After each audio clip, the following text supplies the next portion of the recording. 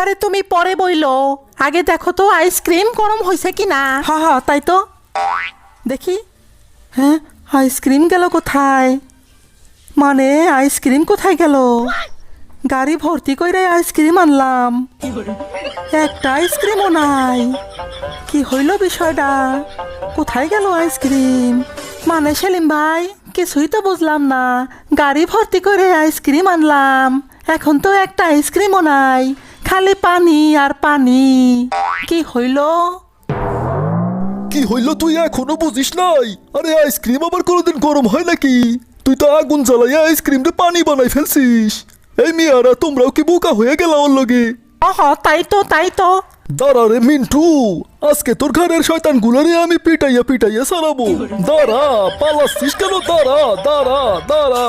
আমার ভুল হয়ে গেছে সেলিম ভাই, আমার ভুল হয়ে গেছে, আমি আর করব না, আমার ভুল হয়ে গেছে। দাঁড়া, পালাচ্ছিস কেন? দাঁড়া দাঁড়া দাঁড়া। সাবস্ক্রাইব করুন মঞ্জিল টিভি আর পছন্দের ভিডিও দেখতে ডিসপ্লেতে ক্লিক করুন। So guys,